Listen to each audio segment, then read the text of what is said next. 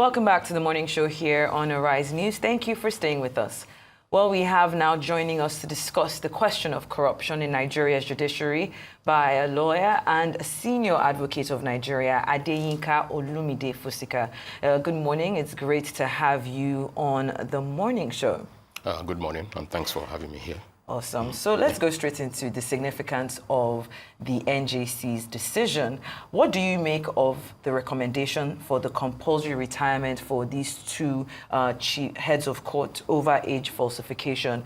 Does this mark a turning point in addressing the corruption in the judicial system, or do you think that this is just the tip of the iceberg? Well, I'll say that it is salutary, and it gives an indication of what is likely to happen under the current Chief Justice of Nigeria. Things like this are known to, people do it, and it's not, and by the way, I hope you are not carried away by the fact that it's some judges involved. You know that this is a rampant thing in Nigeria. People, especially the older generation, when the system of recording deaths and births are not this good as they are now. Some of them didn't even know their age. Our former president, Obasanjo, you've heard him say so on some occasion that he actually just picked a day to be celebrating his birthday. He doesn't really know, or can't be sure of when he was born. So it's a rampant thing. But when you do it purposely, as it's been done, as it's been shown in this case, and the NJC says, no, this cannot happen. Somebody who is supposed to have retired from the bench, over a decade ago, becoming Chief Justice, as Chief Judge of a state, dispensing, you can imagine the effect. So I think it's a signal by the current Chief Justice of Nigeria to all and sundry that things like this will not be tolerated. So it's a good signal. All right. I mean, I get your point when you say that, it is not peculiar to the judiciary, and I know that. Let's take the issue of age falsification, for example. If it had happened in the civil service, it will have been straight dismissal. It won't be retirement. But what has happened now is that those two justices have been compulsorily retired. Is that punitive enough? And will that give an indication of the new CJN is here for business, is here for institutional reforms in the judiciary, and that he will not condone any form of infractions, let alone corruption? Well, to be dismissed, you must have an existing tenure. You understand? It must be in employment. That's so if your tenure has, technically or lapsed about 10 years ago, how do you get dismissed 10 years after? The way we lawyers think, sometimes it's funny you can't dismiss them because they are not supposed to be. They ought to have left. They ought to have left. So you cannot say we are dismissing. Dismissing from what? So what is supposed to be done is what? Well, I believe that's what's supposed to, you can debate it, but to my mind, you can't dismiss someone from a tenure that no longer exists. So when you say compulsory retirement, they are just saying that you had retired 10 years ago or 2 years ago or 3 years ago. That's the meaning. As to what then happens, it's not the duty of the NJC to prosecute anybody. The police, no, it's not. The police is there. Whatever remains is now criminal. The police is there. I don't want to mention the EFCC because it's really not their business. But do you think the police is there to... But do you think what has happened with these two judges is criminal in nature? Falsification of age and then earning salaries beyond the time that you are meant to have retired? I don't have the facts before. I do believe that there are laws in Nigeria criminalizing those kind of conducts. So if the police investigate the thing and then find out, you don't know, you are not aware of whether the NJC has sent the files to any of the prosecuting agencies or, for investigation, for criminal purpose. We don't know, and even, without necessarily making the reference, You know, the police is there. The news is all over the place. They can do their work. It's not for the NJC to... The NJC cannot go to court and say, we are prosecuting you, we are formulating charges against you and all that. What the NJC can do is, I believe, what has been done. Their own is just purely, you know, control of the judiciary, administrative, whatever. And that's been done. And like I said, you know, if I'm not employed in Arise TV, can Arise TV dismiss me? Or if I had been employed and my tenure has lapsed, can I be dismissed after my tenure has lapsed? So I think we should understand some of these intricacies of, you know, and appreciate it. Definitely, I definitely appreciate it from a silk, from a senior advocate of Nigeria. Now, one of the issues that I'll say with the judiciary that we're seeing is that the judiciary is being put into disrepute because there is a perception of intense corruption. Now, not just like age falsification, which might seem to some like cosmetic, even if to others it is fraud.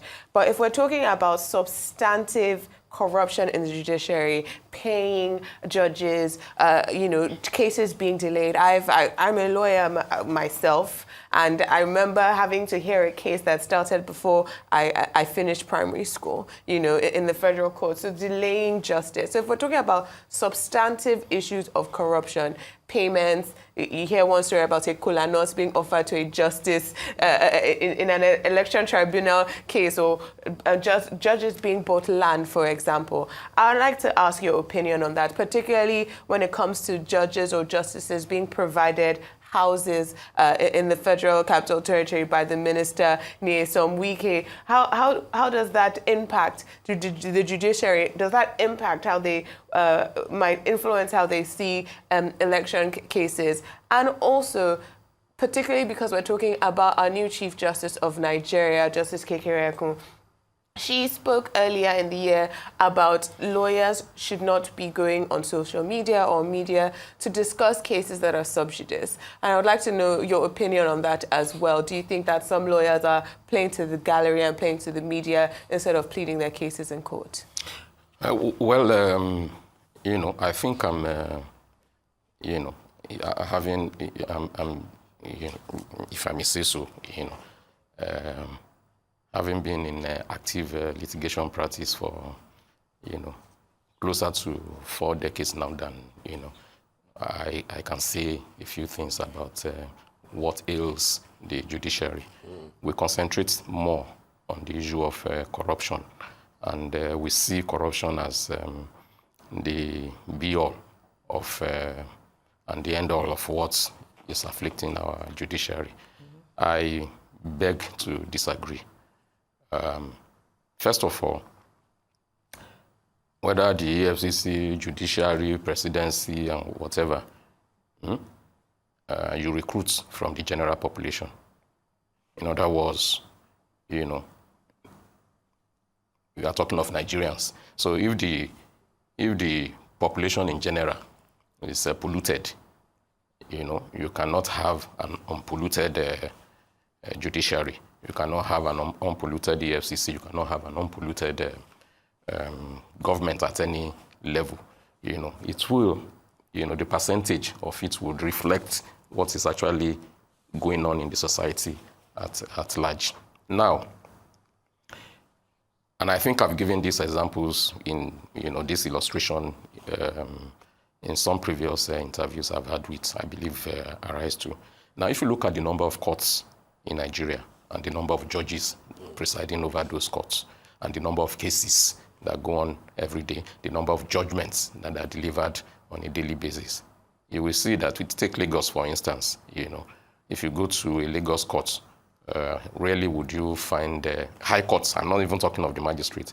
You are not likely on any particular day to have in a particular court anything less than, say, 20 cases listed before a particular judge. Now, we have over 60 or so judges in these states. You know, cases are going on, you know.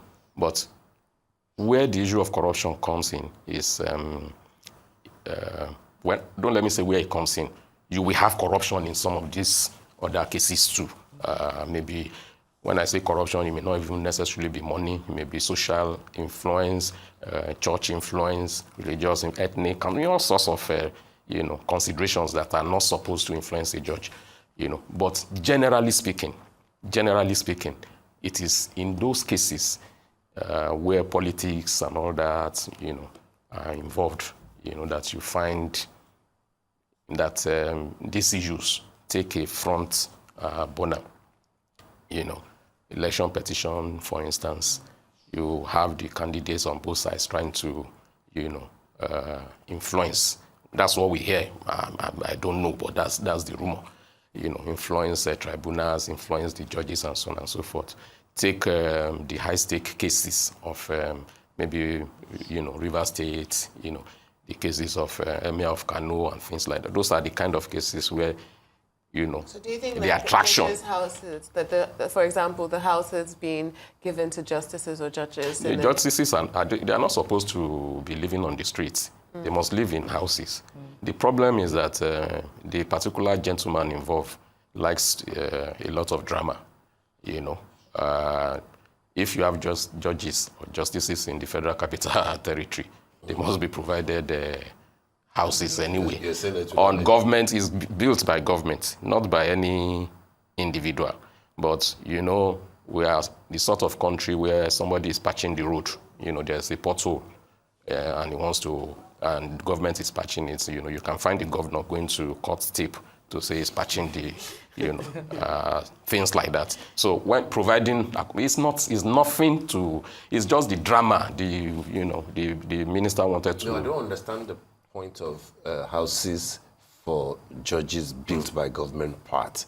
I think the argument that a lot of people are making is that judiciary is an entity on its own. It's an arm of government, yes, with its own budget and autonomy. Why should it look forward to the executive for dashes in terms of housing and vehicles, for vehicles, for trips abroad, for sponsorship?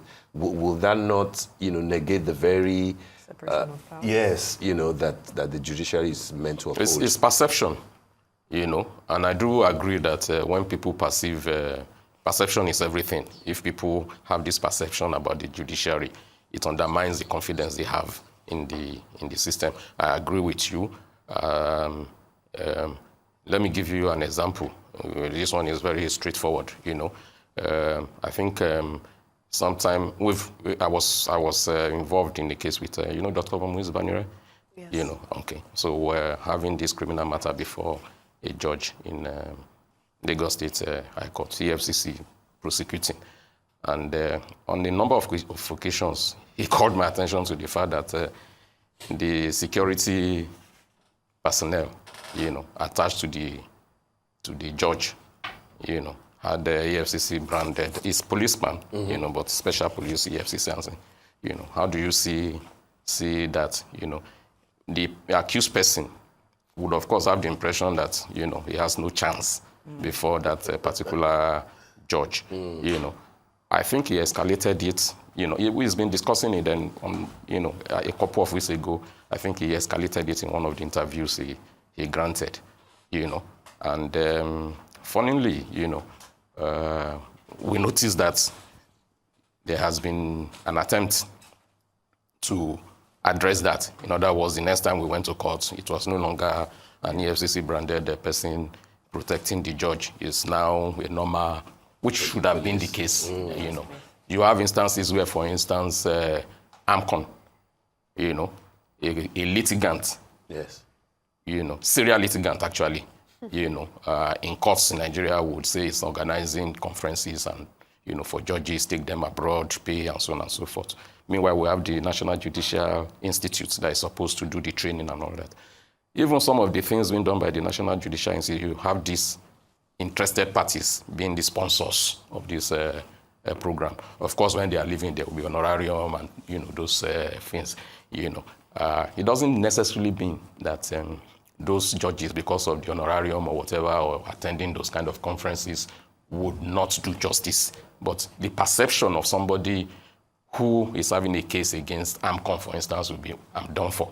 But when you say they're immune from influence, if AMCON is giving me lunch, paying for me to speak, paying for me to go on a trip to London, not a trip to London, training trip. It's not a still- purposeless I will still trip. enter the plane and get to London. Yes. And when the perception is that when somebody makes your life softer, Comfortable. more comfortable, You have that soft you are more spots for that that you person. have a soft spot for them in return. It's human will nature. show more understanding to their cause. You've explained some biases that people have tribal biases, people have religious biases that may influence their decisions even though they should not.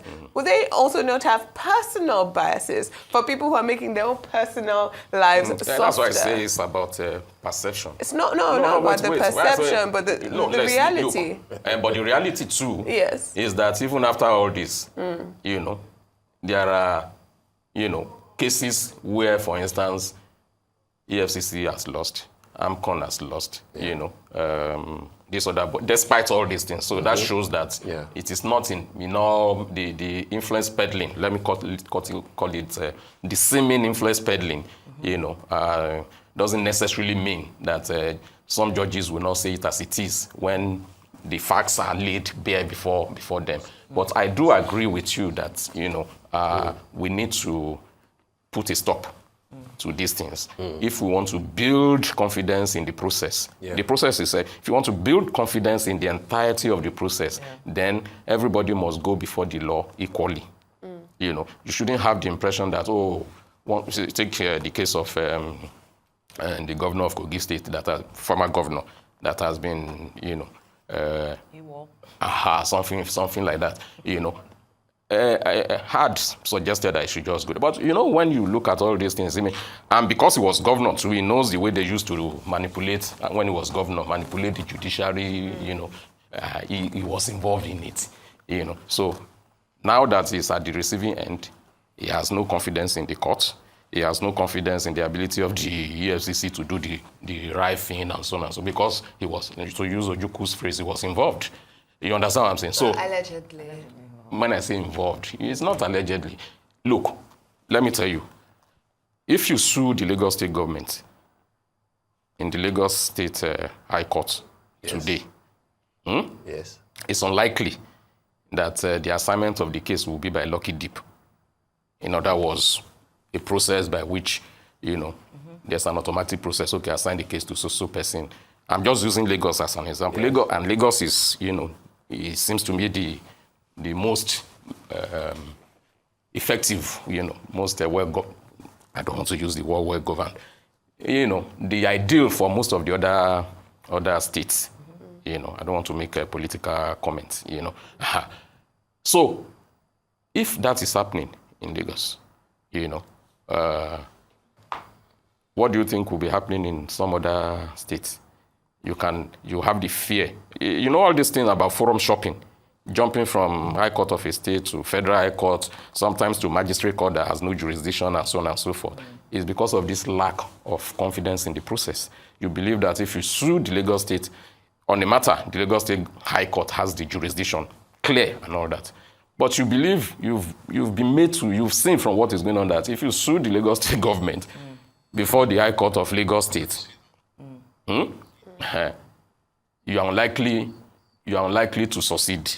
If you have that impression, you will not want to go before the High Court of Lagos State. You will go and be looking for, Federal High Court somewhere that you think you will favor. That's not the doubt. What Adeso was saying when you made reference to Kogi was that, what's on ground are mere allegations. And in any case, the gentleman involved showed up at the EFCC and they refused to... Well, they went to his house later. We've come to the end of the interview, and I'm hoping if you can answer this question with a yes or no. Bringing it back to age falsification, which highlights the flaws in the judicial system, do you think reforms are needed in how judges are vetted and appointed in Nigeria? Yes, no. All right, then. I believe so. Fantastic. Yes. Took you a while to answer that, though. But No. The entire country needs reforms. Yeah. The entire country, any sector, we all need reforms. Because as someone who practiced for a very short period of time, it's that practice that made me run away from a profession that I grew up looking at with such shiny eyes, with such high regard, and then actually being exposed to it. There is deep rot. You know, I had a politician tell me that, oh, he knows what goes on there, so he can never practice, right? And for me, it used to seem that the lawyers, You don't solve a problem by running the justices, away. You don't solve a problem by running I away. ran away. We're going to probably have you back on the show because this is talk to more on the talk rot more in the about temple this of because justice. it is a lot. But thank you so much for your time and your analysis on the morning show today.